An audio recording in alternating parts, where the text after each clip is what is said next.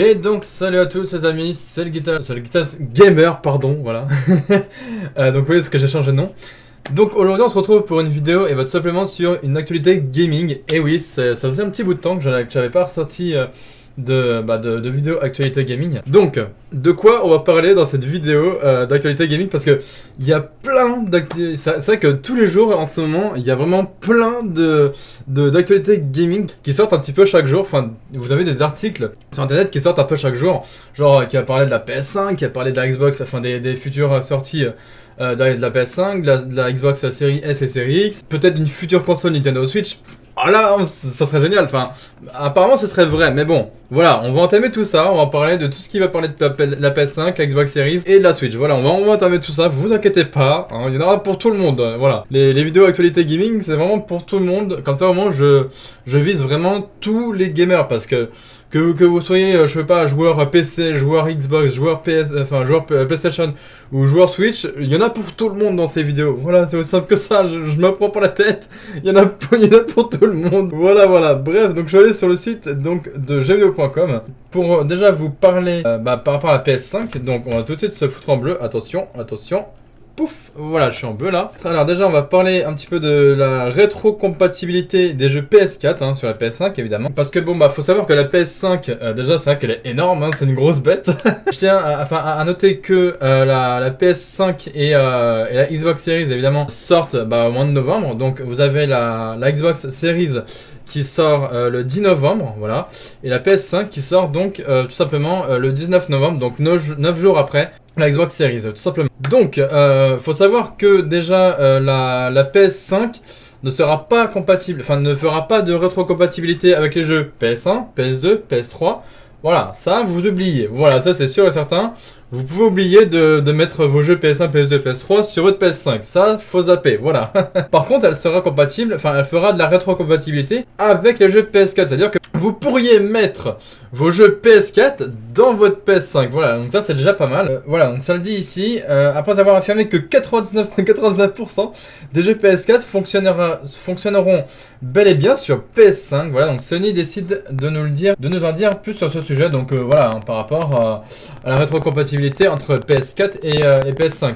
Voilà, donc ça sera sûr vraiment à 100%. Enfin, à 99%, pardon, que vous pourriez mettre vos jeux PS4 dans votre PS5. Voilà. Donc après que vous preniez la PS5 digitale ou non digitale, c'est pareil. Enfin, j'avoue parce que c'est un petit peu bizarre parce que après, je sais pas si sur la version digitale de la PS5, est-ce que vous pourriez télécharger des jeux PS4 sur PS5, je ne sais pas. Donc après, ça sera à voir. Hein. Quand vous aurez évidemment acheté votre console PS5, ça sera à vous de voir.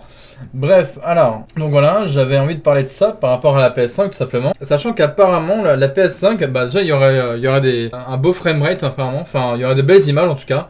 Vous voyez par exemple, là par exemple, le jeu par exemple Ghost of Tsushima, il fait partie des jeux qui profiteront du mode Game Boost sur PS5. Le jeu aura une fréquence d'image allant jusqu'à 60 images par seconde, donc c'est de la 1080p tout simplement, voilà je pense, hein. Donc 60 images par seconde, donc c'est plutôt cool. Il sera également possible de transférer sa sauvegarde depuis sa PS4, ça c'est très intéressant. Voilà, ça c'est très intéressant que vous puissiez transférer votre sauvegarde de votre jeu PS4, vous pouvez transférer tout simplement votre sauvegarde PS5. Voilà, donc les autres consoles genre PS1, PS2, PS3, c'est mort parce qu'il n'y aura pas de rétrocompatibilité.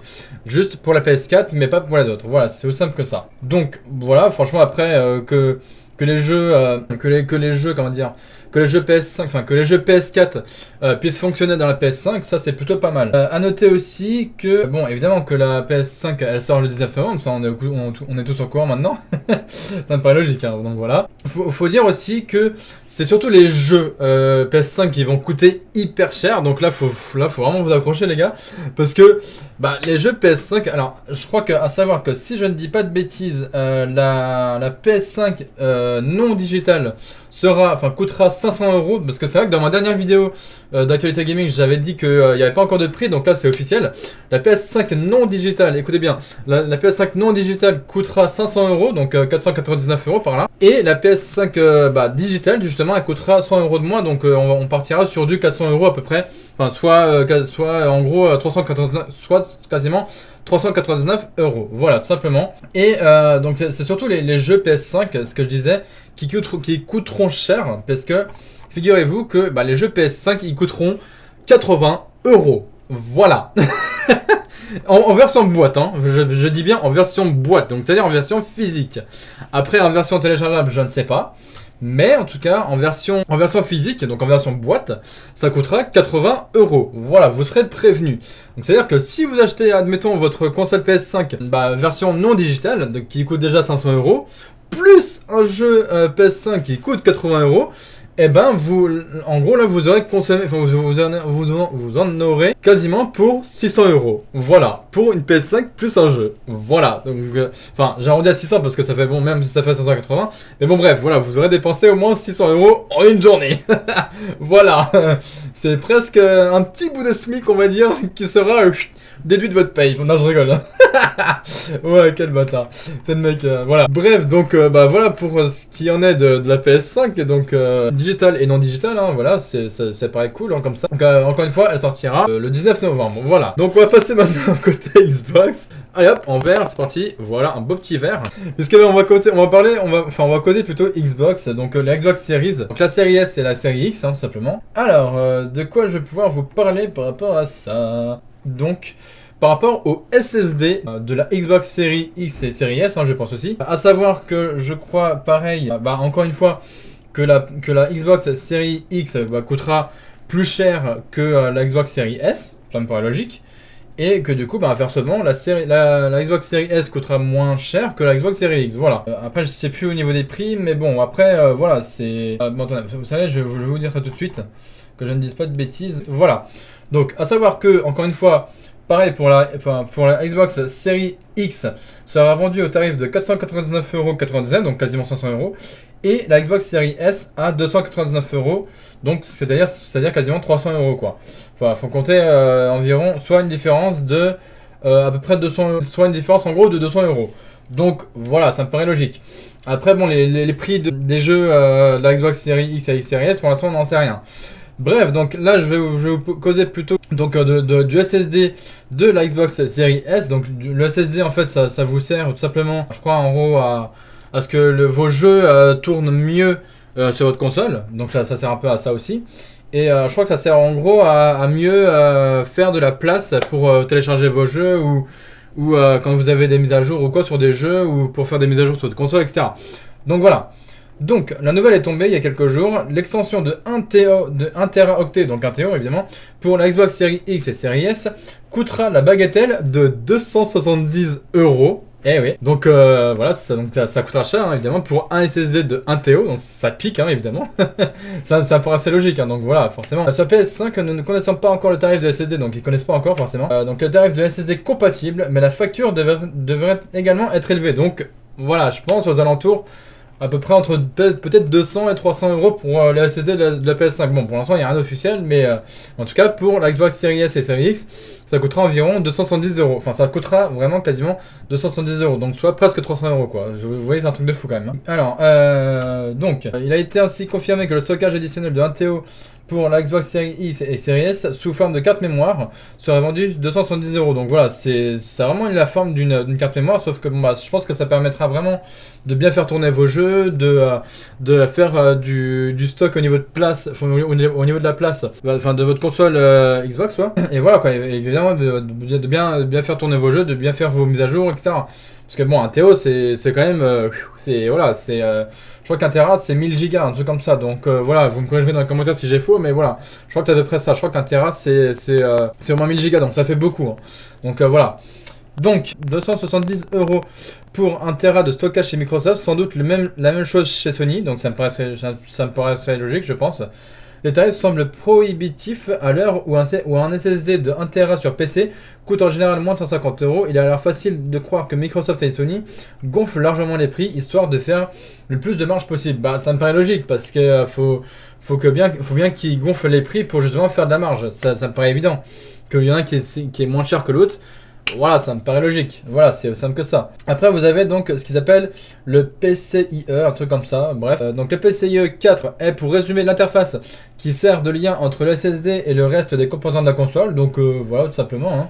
Donc pour la Xbox Series S et Series X, hein. La route que les fichiers des jeux empruntent pour ensuite être traités par le processeur et la carte graphique. Donc voilà, ça permet vraiment par rapport à ça, donc le SSD. Pour le moment, seul AMD l'utilise. Donc voilà, AMD, une marque de carte graphique.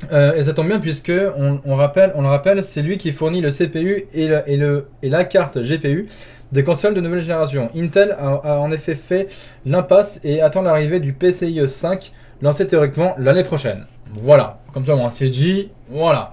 Et alors apparemment, là ça dirait que sur un PC, un SSD NVMe de 1 Tera en PCIe 4 coûte aujourd'hui 200 € au minimum. Donc c'est pour ça je pense que sur la Xbox Series X et Series S, bah, le SSD il coûtera 270 € parce que voilà, c'est Microsoft, donc voilà, ils gonflent quand même des prix par rapport à Sony, donc PlayStation quoi. Ça me paraît logique, voilà. Donc on va passer tout de suite, bah du coup en rouge parce que bah, on va parler Switch un petit peu, voilà quand même. Là vous voyez c'est assez rapide, hein, voilà. Hop, full rouge. Alors de quoi on va parler tout simplement par rapport à la Switch. Alors il faut savoir qu'il va y avoir des nouvelles sorties, voilà. Il va y avoir de nouvelles sorties de jeux sur Switch, notamment un truc que j'ai bien kiffé, c'est ça. C'est bon, je vais pas vous montrer la vidéo, mais je vais vous montrer au moins quelques images. C'est un nouveau Mario Kart, genre totalement what the fuck. C'est pas genre un Mario Kart, genre comme le Mario Kart 8 qu'on a connu bah, sur Wii U et là sur Switch, donc le Deluxe. Non, là c'est vraiment rien à voir. En fait, en fait vous avez un jeu, enfin le jeu que vous devez télécharger sur votre Switch, et en fait vous conduisez, enfin grâce à la petite caméra ici là que vous voyez sur le kart, et bah tout simplement c'est un truc genre totalement what the fuck. Vous voyez, en fait là vous avez un petit kart avec soit Mario ou Luigi dedans, et en fait derrière vous avez une petite caméra, et en fait votre petite caméra, bah, en fait ça va voir le circuit que vous aurez tracé avec les espèces de machins en carton ou je sais pas quoi là, que vous aurez placé dans votre salon ou dans votre chambre, enfin peu importe, et qu'après vous tracerez un circuit pour faire tout simplement votre circuit de Mario Kart.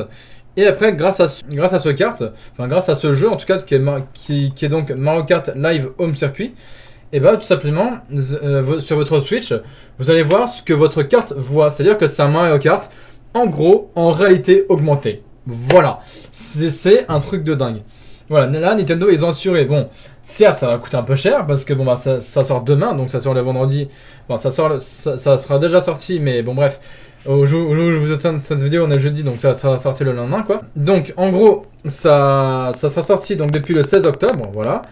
Et donc en gros ça coûtera la maudite somme de 99 €. Voilà, pour juste le kart et les espèces de trucs en carton. Et le logiciel que vous devez donc télécharger depuis le Nintendo eShop, tout simplement. Donc après bon évidemment vous pourrez faire vos courses comme vous voulez. Enfin faire votre course, donc les grands prix, le contre-la-montre, etc. Voilà, ça c'est plutôt pas mal. Alors apparemment, l'autonomie des cartes équivaut à environ 90 minutes, donc c'est déjà pas mal. Et que il va falloir entre 3 et 4 heures pour les recharger. Donc parce que bah évidemment ils vous fournissent dans la boîte un câble de recharge USB, donc ça me paraît logique aussi.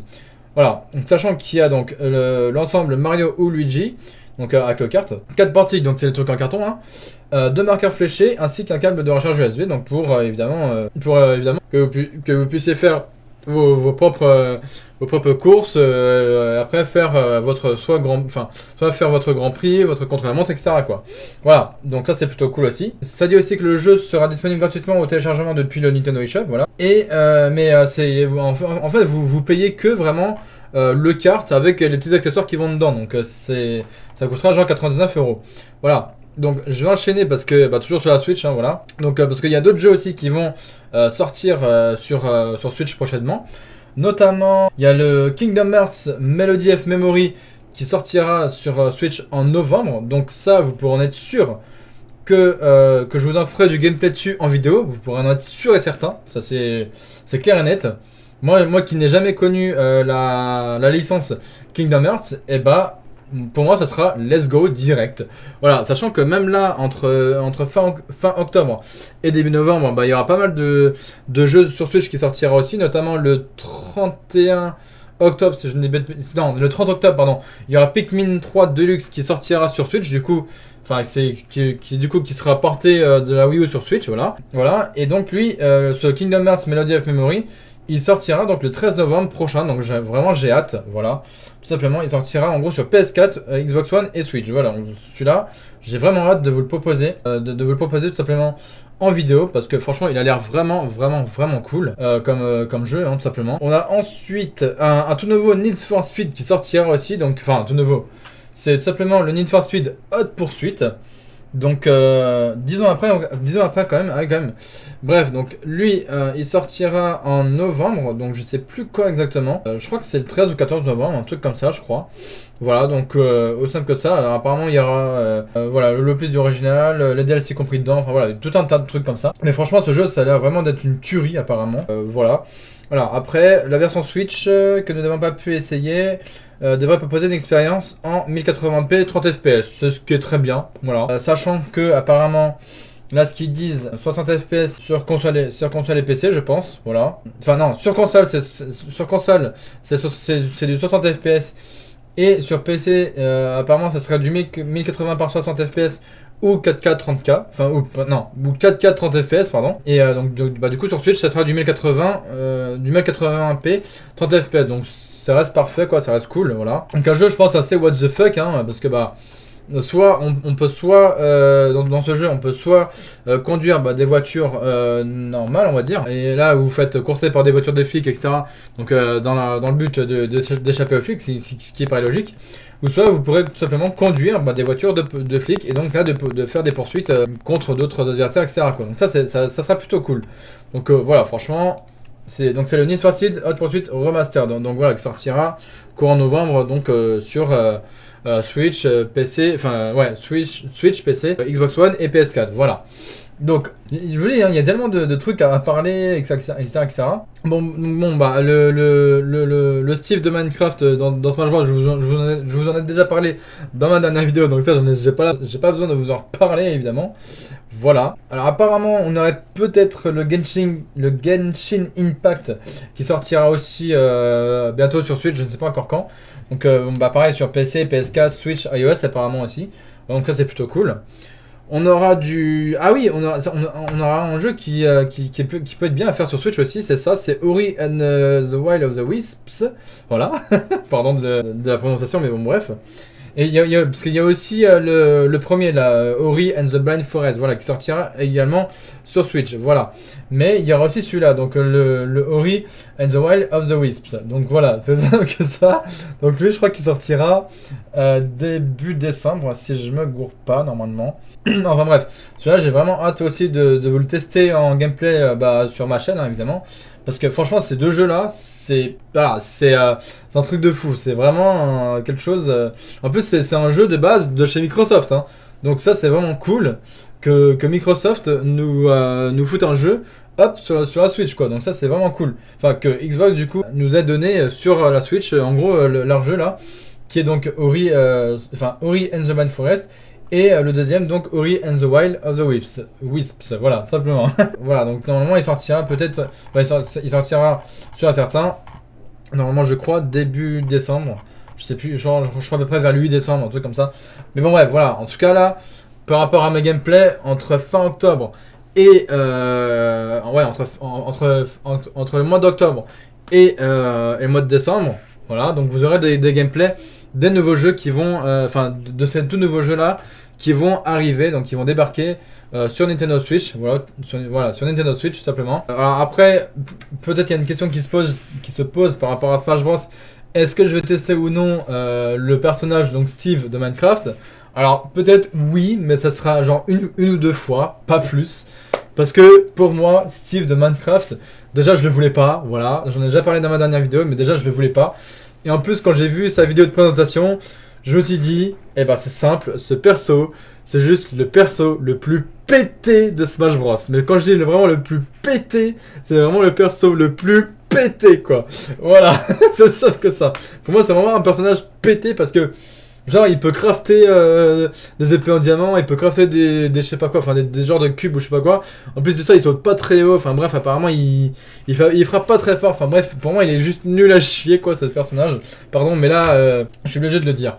Bref, voilà donc qui va conclure cette vidéo actualité gaming. Donc j'espère que ça vous aura plu. Hein. Vous voyez, je vous ai dit, il y en a vraiment pour tout le monde. Quand je parle donc de PlayStation, Xbox, Switch, etc. Voilà, j'ai pas pu parler des jeux PC parce que j'ai pas vraiment eu, voilà, j'ai pas vraiment de trucs de quoi dire sur PC quoi. Enfin par rapport aux jeux PC, etc. Mais à part peut-être quelques jeux gratuits. Enfin, essayez de regarder ceux qui jouent sur Steam là. Et essayez de regarder parce que souvent Steam propose des jeux gratuits et des jeux genre payants mais pas très chers quoi. Donc essayez de regarder les gens qui jouent sur Steam. Voilà, c'est tout ce que je peux vous proposer. Voilà, c'est tout. Voilà. Comme ça, moi, il y en a vraiment pour tout le monde. Voilà, c'est clair et net. Il y en a vraiment pour tout le monde. Bref, donc voilà qui va conclure cette vidéo donc d'actualité gaming. J'espère qu'elle vous aura plu. Donc pour ce retour des vidéos actualité gaming.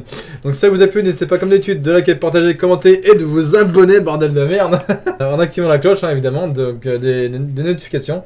Parce que c'est très important, hein, voilà, vraiment, quand vous cliquez sur la cloche de notification, enfin, activez bien, enfin, cliquez bien sur le bouton toutes notifications ou un truc comme ça, enfin, je crois que c'est toutes les notifications, pour que vous, sur YouTube, que ce soit sur votre PC ou votre tablette ou votre téléphone, que vous puissiez bien recevoir toutes les notifs de mes vidéos qui sortiront sur ma chaîne YouTube, voilà, notamment celle-ci et puis les prochaines à venir. Évidemment, parce que je vous tournerai des vidéos gameplay, des vidéos vlog, des vidéos un petit peu blabla comme là, enfin ou des vidéos genre actualité gaming, etc. Voilà, j'en sortirai jusqu'à perpète quoi, jusqu'à perpète les oies. Bref, voilà, j'étais obligé de le dire. Voilà, donc voilà, j'en ai fini, donc voilà, j'ai pas d'autre à vous dire, malgré que juste likez, partagez, commentez et abonnez-vous là pour plus de vidéos, activez les notifications, tout ça bordel, comme vous connaissez la chanson maintenant. Bref, je vais pas vous retenir plus longtemps, voilà. Donc on se retrouve la prochaine fois, donc cette vidéo là sera postée soit mercredi ou jeudi, je verrai selon mes horaires de taf, hein, comme d'habitude.